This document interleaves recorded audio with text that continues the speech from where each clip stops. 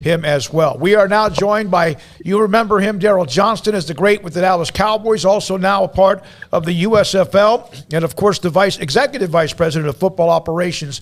But Daryl, thanks for your time, and I know you got a cram schedule. We saw the note yesterday evening, the loss of George DeLeone. You knew him well. You played under him at Syracuse. Your thoughts about Coach DeLeone, the impact he may have had on you? Oh my gosh. One of the guys that is the reason why I was drafted by the Dallas Cowboys. Without a doubt, at Syracuse University, there was three people.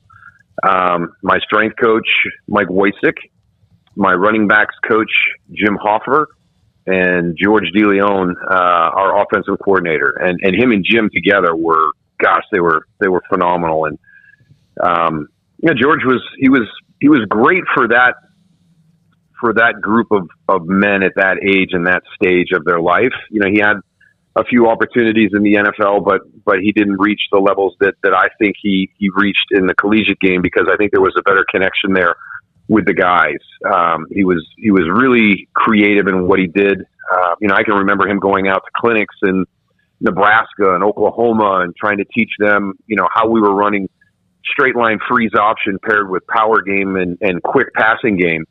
It's just amazing. He was so far ahead of his time. And I'll tell people, I said, listen, our college offense was one of the best offenses, I've ever been a part of. We could walk to the line and you just couldn't be right as a defense. Like I said, we can run straight line freeze option, to the field. We can run power to the sideline. And if you load the box, we've got a quick game. You just couldn't be right. It was unbelievable. And then, we built a certain part of our game plan around formation to sideline, with the college game and the hashes being out so far, it was a short distance into the sideline, but we'd put the tight end into the sideline all the time and see what the defense's response was going to be. And we ran our plays off of what they set up and knowing that they couldn't be right. So he was really good from a formational standpoint of making the defense declare and taking advantage of your weakness at that point. How was he we've heard from Blake Blackmar, who played here at Baylor under him, in the fact that he was just always watching film, but as a tactician of the technique of blocking, because Moose, you were a fantastic blocker, even as someone who, came in the league as a running back, which is something usually you have to learn when you get to the NFL. Yeah, it was part of the offense there. What we ran was, the option element on the straight line. I was an option to carry the football, but once we got beyond that, we were running a lot of lead option, which is, me cutting the end of line, and then us actually going downfield and optioning beyond the end of line, actually optioning, the safety that would fill, optioning the corner that would come and support. Just some really creative things. So it put a lot of pressure on the fullback position to be able to get the quarterback in the pitch man, beyond the end of line and then into the secondary for that next read. I remember the offensive linemen, we've got a text chain with about 20 Syracuse guys on it. And we were all sharing stories yesterday and several of the offensive linemen there, just phenomenal stories about, how demanding he was, from a technique standpoint, how demanding he was in the film room, identifying fronts, identifying coverages because of the way that safeties move down, back and forth, yo-yoing with run support. So, our offensive linemen were incredibly smart at being able to understand by shade and alignment of the front what the coverage was behind that, what the secondary was doing behind that, because there's a lot of times where our big guys were actually coming out and we were getting them on, secondary support. So they had to know where's that support coming from? Is it coming from the corner? Off the boundary? Is it going to be a safety dropping down to fill that lane? From a detail-oriented coach, just absolutely incredible. Daryl, and just to search around a little bit here, would that 1987 game against Rutgers be, was that the 21-0 you guys were down? Did George DeLeone played a role in that? Am I getting that wrong? That was, it would have been Virginia Tech. Virginia Tech, okay, sorry. Yeah, and it was 87. We might have been looking ahead to Penn State the following week, but we came out and played a horrible first half, especially special teams wise. I think several of the touchdown or two of the touchdowns that Virginia Tech scored were the results of some poor special teams play, but it didn't matter. We just didn't function well as a team that day, and we're waiting at at halftime and just just get chewed out, by George. And he just walks in and the blackboard is there, and he writes the word character on the blackboard and underlines it and turns and looks at us and goes, well, we're going to find out if this team has any of this afternoon, and just walks away. And he let the leadership of the offense kind of work through what happened in the first half and what we needed to do in the second half. And it was, sometimes a great halftime speech is no speech at all. Yeah. And that was one of those moments where that's exactly what we needed.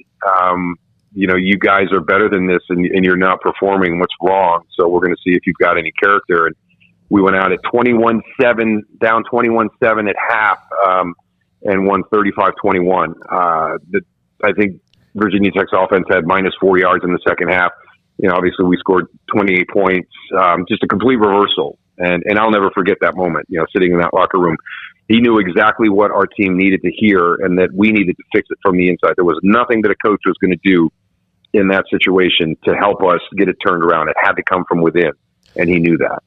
You mentioned the board, what he said at halftime. Blake Blackmar, who Paul alluded to, who was on with us earlier in the last hour, mentioned one day he was trying to draw some plays up on a whiteboard, and he had cut his arm, and he didn't know it. And so he's writing all this stuff feverishly because he's not paying attention. Then he all of a sudden looks at the board, and he's mad at the players because he thought somebody had maybe squirted ketchup on his desk. And he was just so clueless that he didn't. And then, of course, his flip phone. And what he didn't know about FaceTime, you couldn't put a FaceTime phone call against your ear because someone would only see your ear. And those were his later years, to be fair. Yeah. Those are yes. If you're going to ask me, could you see George DeLeone doing that? Absolutely. That is George DeLeone. Yes, all football, all the time. Except we used to laugh because there was this guy that we knew in the meeting room on the football field, but when his wife and his family showed up after practice, there was this other guy that was like, okay, who is that guy? As a dad, just unbelievable. And the great thing is, this past year, I did several Detroit games, and his son, Mark, is the linebacker coach with the Lions. So we got to visit with him, and he was keeping me updated on George's condition and let me know that things weren't going great. And then late in the year, he reached out and, said, hey, one of my good friends lived down where George was in hospice, and he went over and had dinner with him one night. And, Mark called me. He said, oh, my God, it's the best I've seen my dad in weeks. Just the old stories and connecting everything. It's lifted his spirits. He goes, do you think you could get the guys together to just send a video hello? And, we've got that text chain of 20 guys, from 87. And it was literally one thing. Hey, Mark reached out and wants everybody to send a video for George. He's not doing well. And John was there over the weekend, and it really lifted his spirits. And he said, literally, he goes, within 2 hours, he goes, it wasn't just your 20 guys. It like mushroomed out. He goes, I had so many videos. He goes, I walked into our video department with the Lions and handed the guy my phone and all the videos that came in. And he goes, these just came in today? He goes, yeah. He goes, can you believe that? So, Mark was blown away by the connection still to this day that his dad has with his former players. By the way, Rex Baxter wanted me to say hi. He texted me, and he's the one that connected the dots with me to Daryl Johnston, Syracuse, and George DeLeone. He was a friend of Cooper Gardner, and he said he's bumped into you a couple of different times, said you've always been incredible, classy. And when he mentioned the name, and you gave him 5 minutes to talk about some of those great stories as well.